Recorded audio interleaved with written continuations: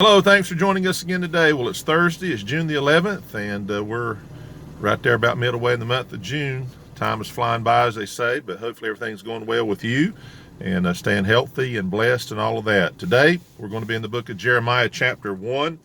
And if you've been at church any length of time, this is a familiar passage, but I think it's very fitting for our day, any day really, but certainly for the days that we live today.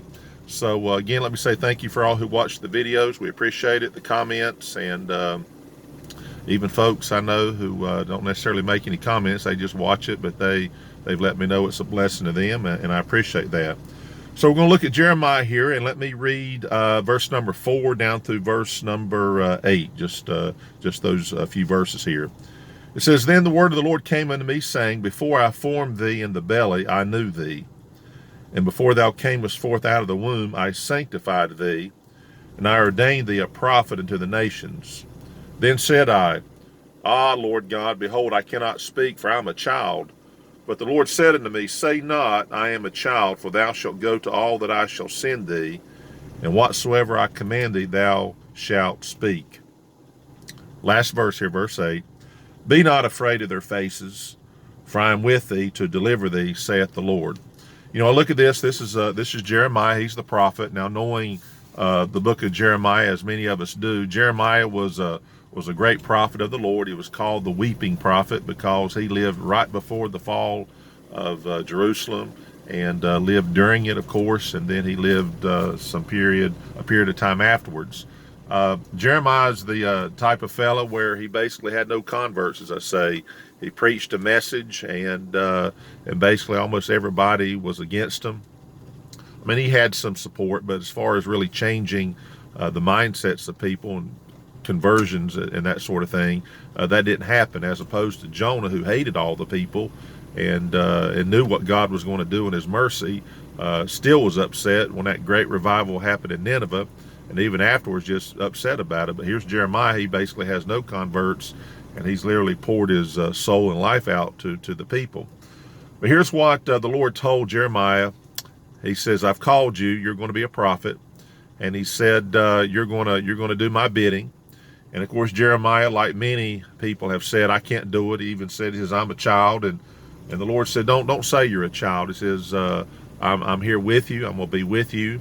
Interestingly, He said here, "Be not afraid of their faces," meaning you're going to confront people, you're going to see people, and they're going to disagree, and they're going to have that look, that look of disagreement. He says, "Don't be afraid of that look." He said, "Because I'm with you, and I'm going to deliver you." And He didn't deliver the city of Jerusalem. That was all in the plan of God, but He says, "I'm going to deliver you." In other words, everything is going to go according to plan. And He said, "Before you were even born," He says, "I knew who you were. I knew what you was going to do, and I chose you to do this particular job." And Jeremiah did it. But during these days that we live, there's a lot of people who have stood for right and are standing for right. And then all of a sudden things change. People come along, and what we all considered normal to be right, now it's no longer that. Of course, the Bible tells us about that. Good would be considered evil. Evil would be considered good. So we're not living during an unusual time, really. It's unusual for America, but it's not unusual in terms of mankind and how they've responded to God, or the lack of responding to God. But there's always going to come a time when you're going to have to confront some people who don't agree with you when you're in the right. And I mean in the right as God says you're in the right, not that we determine what's right, but as determined by God. And there's some good, faithful people out there who have stood for right almost all their life. Many people I know, they were saved as a child, raised in church, and I mean raised right, raised to respect people, to have manners, to love the Lord, to make the Bible that's the final authority, and all of that, and associated themselves with people, have loved people even that differed from them, and have tried to make a difference in the world that they live in. But we're living during some very dangerous times, and we're living during times when people are just going off, and they're going on these tangents even, and they're just departing from what God has said. And Jeremiah was going to face some people that were his people, really, and they they, through the history of the other prophets, knew the messages that Jeremiah preached, but they had abandoned that, and they had said, you're crazy, Jeremiah. In fact, he was considered unpatriotic to say things like the country's going to fall and all of that. So all that to say, the Lord told him, he says, look, I knew you before you was born, and I know what you're going to do. He says, but you're going to look at people, and he says, don't be afraid of their faces. He said, take your stand, say your message that I've given you, and you let them know it's come from me. It's not you personally trying to degrade your country. You're personally trying to degrade other people. You're giving a message. You're like the mailman. And if the mailman shows up at your house with a bill you disagree with, don't get mad at the mailman. He's just the messenger.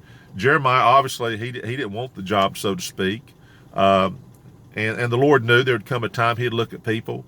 In fact, he says, look, I'm a child. You can look at that in the physical sense. He was young. You can also look at it in the sense is I'm very inexperienced at this. I've never done anything like this. I mean, to confront people perhaps that are older and in powerful positions like the king and so on. But Jeremiah was the man. And the Lord said, look, don't be afraid of their faces. He said, you stand tall, you be courageous. So the encouraging thing I want to say to all those who are listening to these videos, typically people who listen to these videos are people who already have a pretty secure stand in the Lord. And there may be someone listening, you're not saved, or you may differ from views that I have, even if you don't know what my views are. But the point is that there's a way to stand strong and to stand tough and to be secure in the Lord, to stand in the might of the Lord. Ephesians talks about there comes a time when you just have to stand. And the winds are going to blow, and you're going to feel like you're going to be blown away by the world and even Satan and all that's going on. But we're going to stand, and we're going to stand tall. We're going to stand for the Lord, and we're going to do the right thing. So I'm saying to other believers out there, just stand tall for the Lord. Don't be afraid of their faces. You're going to find people. Sometimes it may be in this day and age you don't actually see their face, and that's kind of one of the things about social media. Anybody can get on there and say anything, especially if you don't even mention your name. You may have some kind of pseudo name, as they say, and anybody can say anything they want to anybody. But it's one thing to look at somebody in the eye and then say something, and if you're telling the truth and you're speaking for the Lord, then there's going to be those looks. There's going to be that disagreement, and in some cases there's going to be strong disagreement. We're living during those days, so we need to be like Jeremiah. Sometimes what we have to say is not what we want to say, but it's the needful thing to say. If I go to the doctor and the doctor says, look, I don't want to say this to you, but you've got an incurable disease going on in your life, then, at least I want them to tell me the truth and not tell me the truth, and then take the chance of, not trying to get the cure, or not the cure, but rather the help that I need. So all that to say, let's stand strong for the Lord. I know we hear it a lot. I've heard it all my life, and you wondered if you'll ever, have to use it really in the practical sense, but we are. And not just, look, Jeremiah was a prophet. We're not just talking about these days where a preacher gets put down because he speaks the truth. We're talking about just anybody these days. If you stand for the Lord, then to be honest with you, there's going to be people that may come after you, literally and certainly figuratively. But let's stand true. Don't be afraid of their faces. Ask the Lord to give you the courage that you need and speak the truth.